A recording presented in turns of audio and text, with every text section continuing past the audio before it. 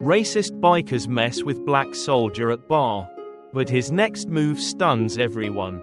The quiet corners of America's small towns often carry tales of unspoken tension and unseen courage. Today's story begins in the heart of a humble community where differences often spark suspicion.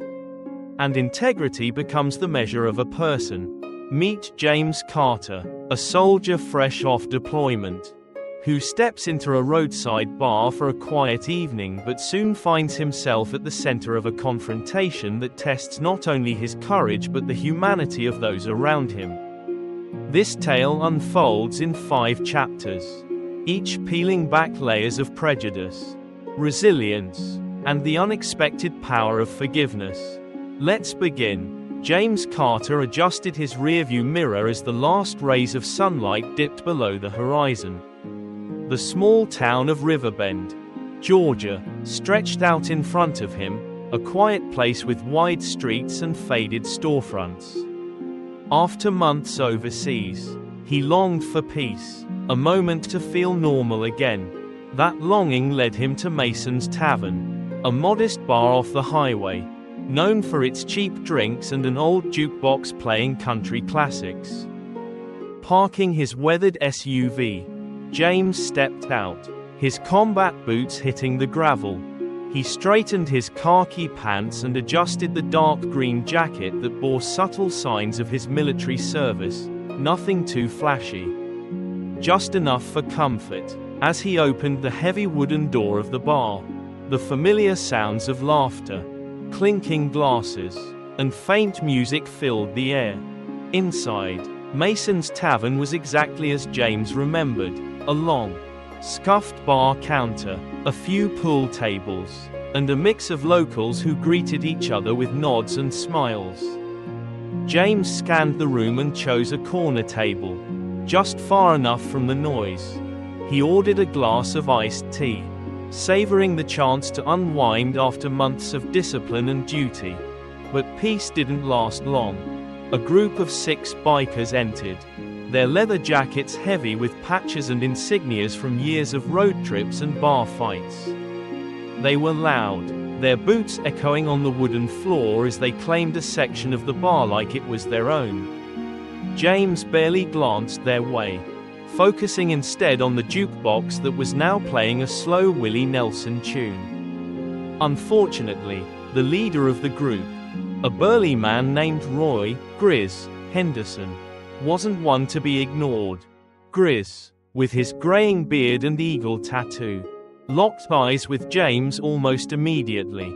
Something about James, maybe the quiet confidence or the subtle military cues, seemed to light a spark of hostility in Grizz. He muttered something to his crew, and one by one, their eyes followed his.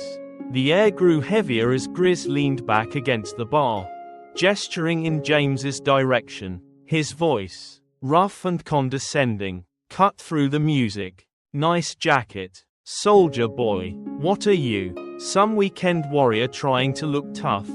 James didn't respond, keeping his gaze steady and calm. But the words lingered. He had heard it before, the skepticism, the disdain, the questioning of his place.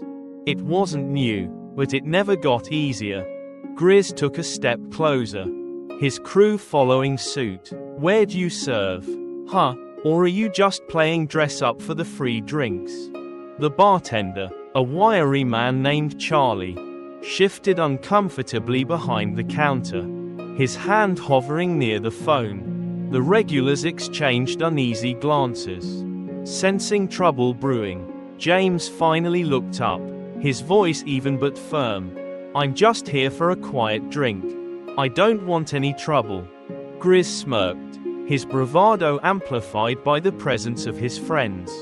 "Well, trouble's found you, soldier boy. You don't walk in here looking like that unless you're ready to back it up." The tension in the room was thick enough to cut, and James could feel every pair of eyes on him. He had learned long ago to measure his responses carefully, to avoid adding fuel to unnecessary fires. But something about Grizz's tone, the sheer audacity, rubbed him the wrong way. James took a sip of his tea and replied, "I don't owe you an explanation. If you have a problem with me being here, maybe you should take it up with the bartender." The bikers laughed, though the sound was laced with menace. Grizz stepped even closer, now towering over James's table. His voice dropped lower, almost a growl.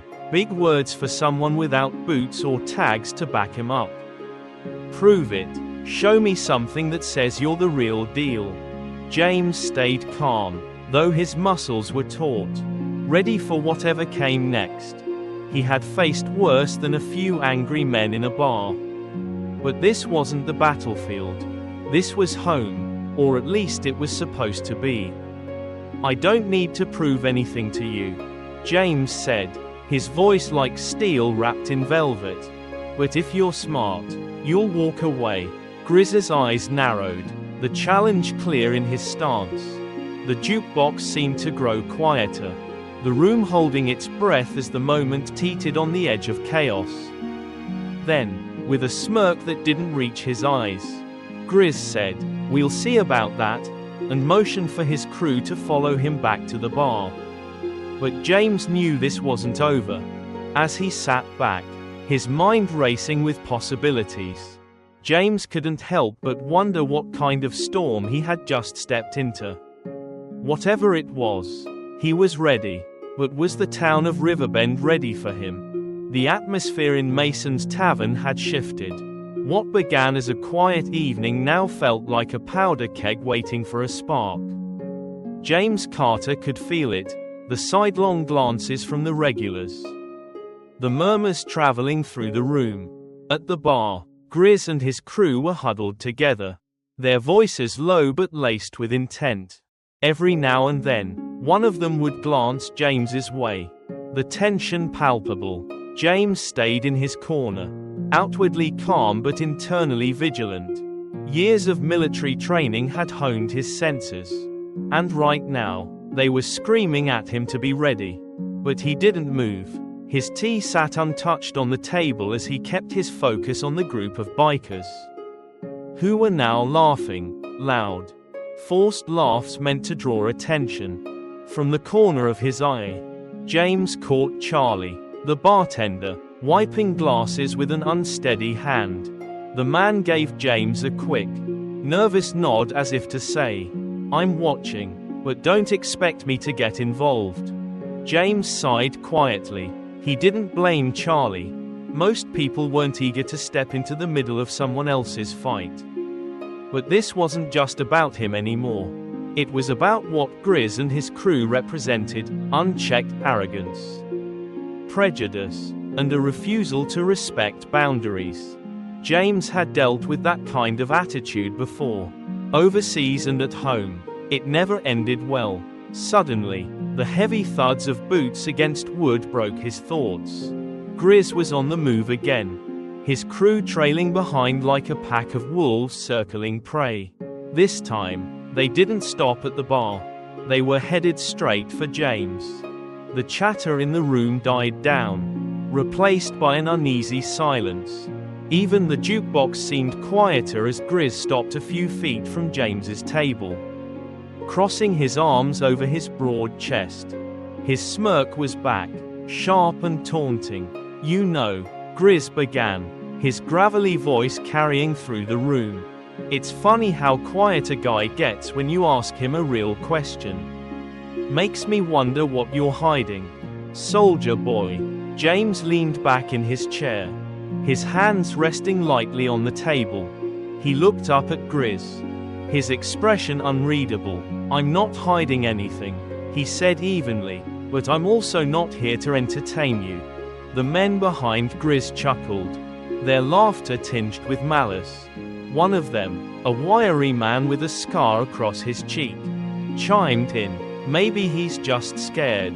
Grizz, you know how these fake tough guys are." James met the man's gaze, his voice steady but firm. "You don't know a thing about me." Grizz's smirk widened. "Oh, we know enough. A real soldier wouldn't walk into a place like this without his boots, his tags, or at least a little pride. You're a fraud. Plain and simple. James's jaw tightened, but he stayed composed. He had faced worse insults, harsher accusations. But something about this, about the way Grizz carried himself, about the way the other men fed off his energy, made his blood simmer. I earned this jacket, James said, his voice cutting through the tension like a blade. And I've given more for this country than you'll ever know. So if you've got a problem, say it outright. Otherwise, walk away. The room seemed to freeze. Even the regulars, who had tried to mind their own business, were now openly watching, their drinks forgotten. Charlie's hand hovered near the phone, his face pale. Grizz's smirk faltered for a split second, but his pride wouldn't let him back down. He took a step closer, leaning over James's table. You talk a big game, soldier boy, but words don't mean squat. Let's see if you can back him up. Before James could respond, Grizz reached for him, his hand grabbing at James's collar. But he didn't get far. In one fluid motion, James moved. His training took over, precise and automatic. He grabbed Grizz's wrist, twisted it sharply, and used the man's own momentum to force him downward. In seconds, Grizz was pinned against the edge of the table, his arm locked behind his back. The room erupted in gasps. Grizz let out a strangled growl, his bravado crumbling under the pain. Let me go, you son of a... James leaned in, his voice low and controlled.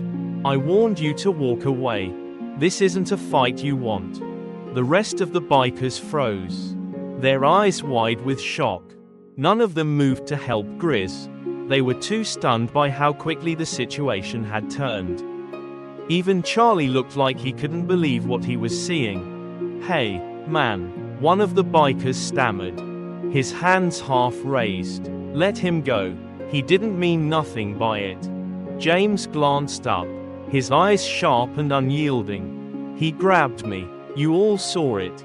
The tension was suffocating. James could feel every eye in the room on him, every breath held in suspense. Slowly, he released Grizz, who stumbled back, clutching his arm and glaring daggers at James. You're gonna regret this, Grizz snarled, his voice dripping with venom. Nobody humiliates me like that. James didn't flinch. You humiliated yourself. For a moment, it seemed like Grizz might lunge again, but one of his crew stepped in, whispering something in his ear. Grizz hesitated, his pride warring with his better judgment. Finally, he spat on the floor and stormed back to the bar, his crew trailing behind him. The room was silent, the air heavy with unspoken tension. James sat back down, his movements calm but deliberate. He could feel the adrenaline coursing through his veins, but he kept his composure. From the bar, Charlie finally found his voice. You okay? He asked, his voice shaky. James nodded. Yeah, just another day. But deep down, he knew this wasn't over. Grizz wasn't the kind of man to let things go. And the night was far from finished. Whatever came next, James was ready. The uneasy silence in Mason's tavern lingered long after James released Grizz.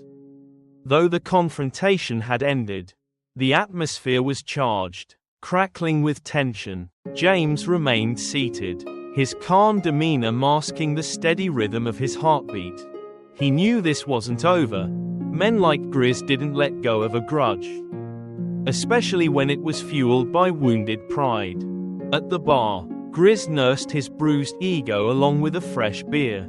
His crew hovered around him, whispering among themselves. Occasionally, one of them would glance at James, their expressions a mix of anger and apprehension. Grizz's pride had taken a hit, but it was clear he wasn't done. The regulars began murmuring again, their unease growing with each passing minute. Charlie, the bartender, wiped the counter nervously, his eyes darting between James and the bikers. He leaned toward one of the regulars. A man named Earl, and whispered, "This ain't gonna end well." Earl nodded grimly. Grizz doesn't take kindly to being shown up. James caught snippets of their conversation but kept his focus on the bikers. He wasn't looking for trouble, but if it found him again, he was prepared. He took a slow sip of his tea, scanning the room with the quiet alertness that came from years of military training. The door to the bar swung open, and a gust of cool night air swept in. Two newcomers walked in, a man and a woman in their late 30s. Both wearing casual clothes. They paused for a moment, taking in the tense atmosphere before making their way to a table near the door. Their presence offered a brief distraction, but it wasn't enough to break the simmering tension. Back at the bar, Grizz slammed his beer down and stood up abruptly. His movements were deliberate, almost theatrical, as if to announce his next move. The room quieted again, the soft hum of the jukebox the only sound. Grizz turned to his crew and muttered something under his breath. Whatever he said made him nod and exchange uneasy glances. Grizz strode toward James's table, his boots thudding against the wooden floor. This time, he didn't bother with words. He stopped a foot away and jabbed a finger at James. "You think you're better than me?" Grizz growled, his voice low but venomous. "You think you can come in here, throw me around, and walk out like nothing happened?" James looked up, his gaze steady. "I didn't come here to fight. You brought this on yourself." Grizz's face darkened, his jaw clenching. "You've got a smart mouth. Soldier boy, let's see how smart you are when the cops get here." James raised an eyebrow. "The cops?" One of Grizz's crew pulled out a phone, his fingers already dialing. "Yeah," the man said loudly. "We've got a guy here impersonating a soldier. He just assaulted my buddy. Better send someone quick." The words hung in the air, heavy and loaded. James didn't flinch, but inside, he felt a surge of frustration. He knew where this was heading: false accusations. A warped narrative designed to save Grizz's ego and make James the villain. It wasn't the first time he'd faced something like this, and it likely wouldn't be the last. The regulars exchanged uneasy glances, some muttering among themselves. A few looked at James with sympathy, but no one spoke up. Charlie sighed heavily, shaking his head as he reached for a clean glass. "You're making a mistake," James said, his voice calm but firm. "You know this isn't how it happened." Grizz sneered. "We'll let the cops decide that." The sound of approaching sirens pierced the tense atmosphere, red and blue lights flashing through the bar's windows. The bikers grinned smugly, as if they'd already won. James stayed seated, his posture relaxed but his mind racing. He knew he had nothing to hide, but he also knew how quickly situations like this could spiral out of control. The door swung open, and two police officers stepped inside. One was a stocky man with a no-nonsense expression, his partner a sharp-eyed woman who immediately surveyed the room.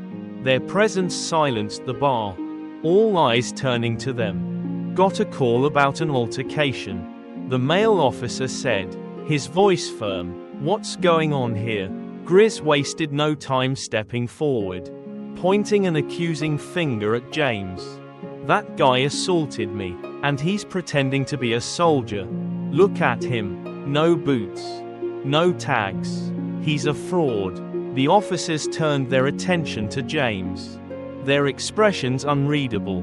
The female officer spoke, her tone measured. "Sir, is that true?" James shook his head, meeting her gaze directly. "No, ma'am. This man confronted me. He grabbed me first. I defended myself, and that's all there is to it." The male officer frowned. "Do you have any proof of your service?" James nodded slowly and gestured toward his bag, which was sitting on the floor near his chair. "In that bag, you'll find my uniform and ID." "You're welcome to take a look." The female officer retrieved the bag. Her movements careful but efficient. She opened it and pulled out the neatly folded uniform, her sharp eyes scanning the badges and insignias. After a moment, she nodded to her partner. "It's legit." The male officer turned to Grizz, his expression hardening. "You said he was impersonating a soldier. Looks like you're wrong." Grizz sputtered, his face turning red. "But he assaulted me. He pinned me down."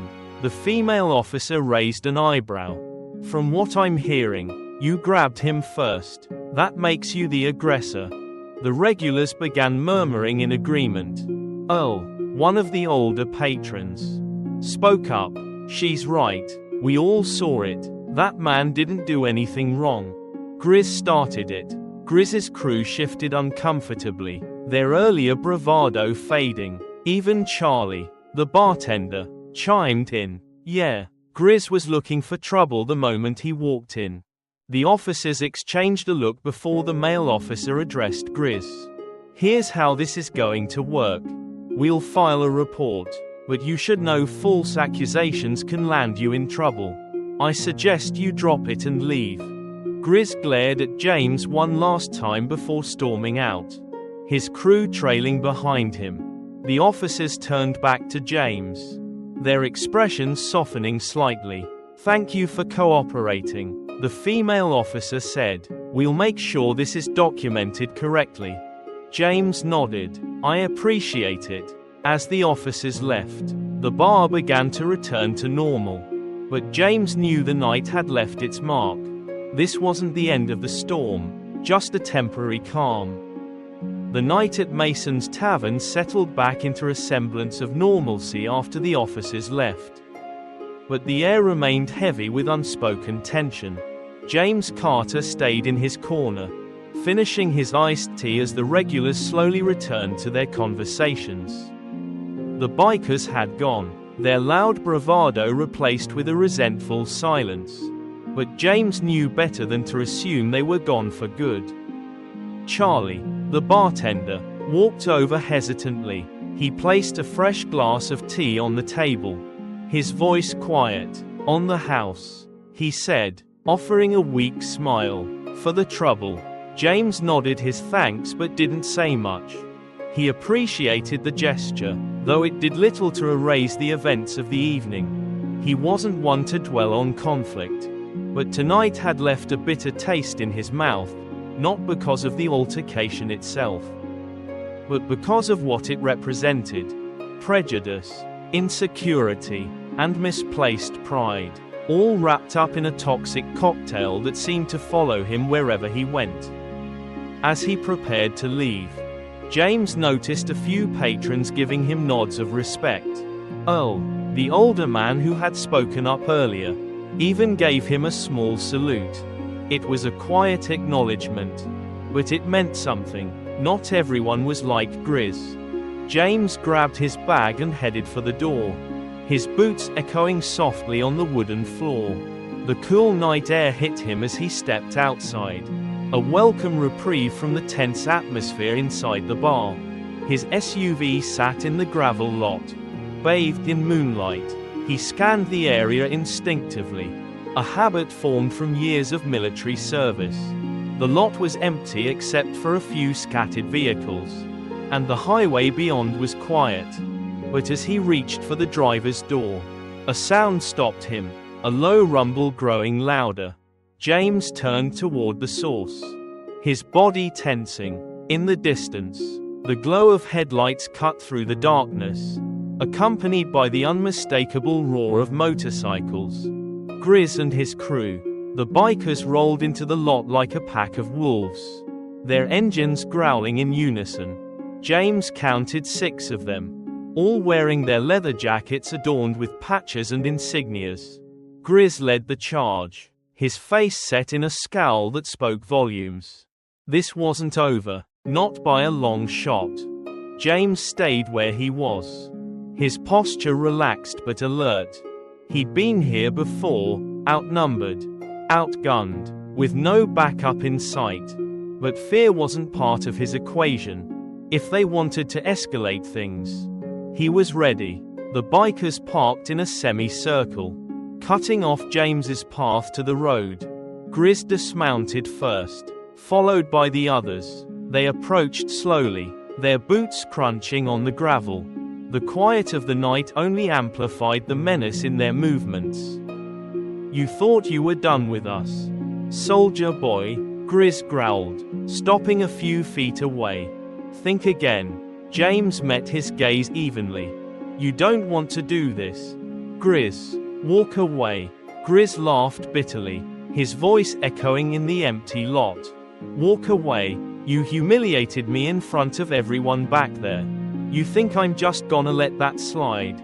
James sighed, his patience wearing thin. "You humiliated yourself. I warned you not to push me. This is on you." Grizz's face darkened, his fists clenching. One of his crew, a wiry man named Skip, stepped forward. "He's right, Grizz. Maybe we should just let it go." Grizz turned on him, his eyes blazing. "Let it go? He made me look like a fool. No one disrespects me like that and gets away with it." The other bikers exchanged uneasy glances. It was clear not all of them shared Grizz's thirst for revenge.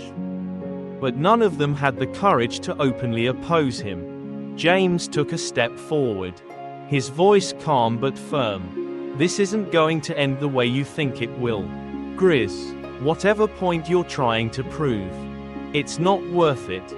Grizz smirked, his bravado returning. "Oh, I think it is. You're gonna learn what happens when you mess with the wrong people." With that, Grizz lunged. James moved instinctively, sidestepping Grizz's wild swing and deflecting his arm with practiced precision. Using the momentum against him, James shoved Grizz backward, sending him stumbling into one of his own crew. The others hesitated, clearly unsure whether to jump in. "Stand down," James warned, his voice like steel. "I don't want to hurt anyone, but I will defend myself." Grizz recovered quickly, his face twisted with rage. He charged again, this time swinging harder, but James was ready. With a swift movement, he ducked under the punch and delivered a precise strike to Grizz's midsection, knocking the wind out of him. Grizz crumpled to the ground, gasping for air. The other bikers froze, their eyes darting between James and their fallen leader. Skip took a tentative step forward, his hands raised in a gesture of surrender. All right, he said quickly. "Let's call it. This isn't worth it." James didn't lower his guard, his eyes scanning the group. Anyone else? The bikers exchanged looks, but none of them moved. It was clear that their loyalty to Grizz had its limits, especially when faced with someone as capable as James. "Smart choice," James said, his voice calm but commanding. Grizz, still on the ground, glared up at James, his pride wounded more than his body. "This ain't over," he wheezed. James leaned down, his voice low and steady. "Yes, it is. You come after me again, and I'll make sure you regret it."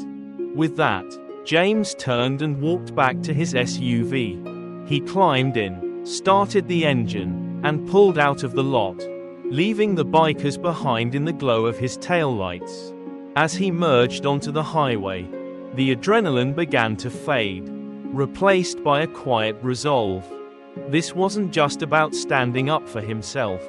It was about drawing a line in the sand, about refusing to let people like Grizz bully their way through life. James didn't know if Grizz would learn anything from this, but that wasn't his responsibility. His job was to stay true to who he was, a soldier, a protector, and a man of principle. The quiet hum of the highway stretched ahead, a reminder that the road always led forward. James tightened his grip on the wheel, his focus clear. The battle might be over, but the journey was far from finished. The early morning sun painted the small town of Riverbend in hues of gold and orange as James Carter turned into the gravel driveway of his modest home. The house, a simple structure with a worn porch and an old American flag hanging by the front door, was a sanctuary he'd earned through years of service and sacrifice. The night's events were still fresh in his mind, but the quiet of the morning offered a sense of peace. James parked his SUV and stepped out, the crunch of gravel under his boots the only sound. He took a deep breath, the cool morning air filling his lungs. Despite the tension of the previous evening, he felt a sense of clarity. He'd stood his ground, defended himself, and walked away with his integrity intact. Still, a lingering thought gnawed at him. Was there more he could have done to defuse the situation? As he reached the porch, the distant sound of a motorcycle engine broke the morning calm. James turned to see a single bike rolling up the road toward his house. Instinctively, he tensed, his mind racing through possibilities. Was this Grizz, back for revenge, or another one of his crew? The motorcycle slowed as it approached, finally coming to a stop at the edge of the driveway. The rider dismounted, removing his helmet to reveal a familiar face.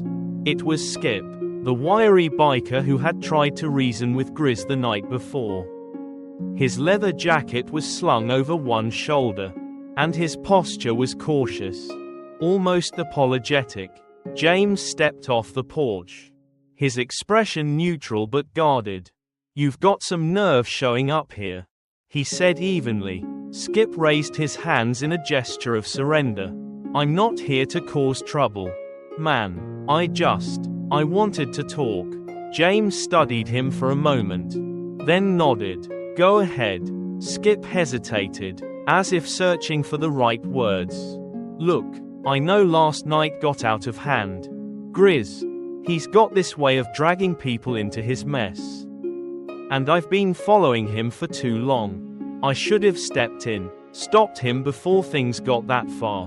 But I didn't, and for that, I'm sorry." James crossed his arms, his gaze unwavering. "Why now? Why come here?" Skip exhaled, his shoulders slumping slightly. "Because I saw something last night I haven't seen in a long time. Someone standing up for themselves without crossing the line. You could have hurt him, could have hurt all of us. But you didn't. That says a lot about you."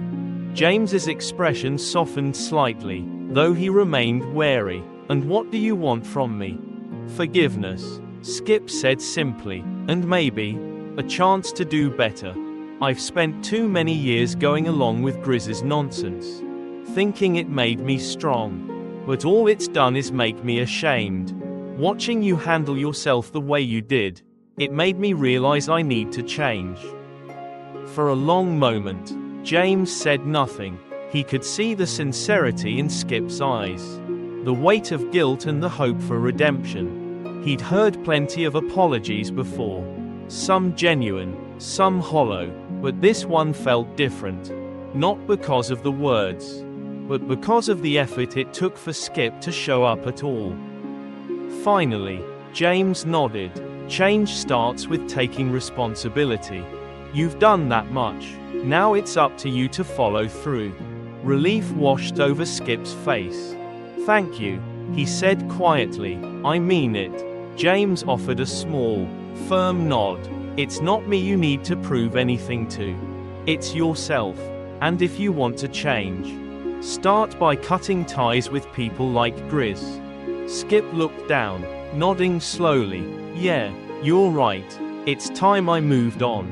The two men stood in silence for a moment before Skip extended his hand. James hesitated briefly, then shook it. It was a small gesture, but it carried the weight of mutual understanding. Skip mounted his bike, pausing as he pulled on his helmet. "Thanks again, James. You're a better man than most." Without another word, he started the engine and rode off, the sound of the motorcycle fading into the distance. James watched him go, a mix of emotions swirling in his chest. Forgiveness didn't erase the past, but it opened the door to a better future. for Skip and maybe even for others like him. Later that day, as James worked on his old pickup truck in the driveway, he reflected on everything that had happened. The bar fight, the confrontation in the parking lot, and Skip's apology were all reminders of the battles people fight every day, not just against others, but within themselves. James tightened a bolt under the hood, his thoughts steady. He'd learned long ago that strength wasn't just about physical power, it was about restraint, integrity, and the courage to stand up for what's right without losing sight of who you are. The fight against ignorance and prejudice wasn't won in a single night or with a single act, but with small, meaningful steps toward understanding. As the sun dipped lower in the sky, casting long shadows across the yard, James felt a quiet resolve. His journey wasn't over, but he knew he was on the right path. Sometimes, the battles worth fighting weren't the ones overseas, they were the ones fought here. In bars, in homes, and in hearts. And as far as James Carter was concerned, those battles mattered just as much. As the dust settles on this story, we're left with a powerful reminder. Strength isn't just about standing tall in the face of conflict, it's about staying true to your values. Even when it's difficult, James Carter showed us that integrity and composure can disarm even the most stubborn adversaries. And sometimes, the quiet power of forgiveness can plant the seed for change in others. For viewers across the United States, Europe, and beyond, stories like James's resonate because they reflect the universal struggles we all face, standing up against prejudice, finding courage in the face of adversity, and embracing the hope that people can change for the better. If this story moved you, inspired you, or simply gave you something to think about, consider subscribing to our channel. By hitting that subscribe button and turning on notifications, you'll ensure you never miss another story filled with lessons about courage, humanity, and hope. And the best part, it's completely free to join our growing community of listeners who value stories that matter. Thank you for watching, and stay tuned for more of the most compelling, heartfelt, and thought-provoking stories, right here on our channel. Together, let's continue to explore what it means to live with integrity and compassion in a world that often tests both. See you in the next story.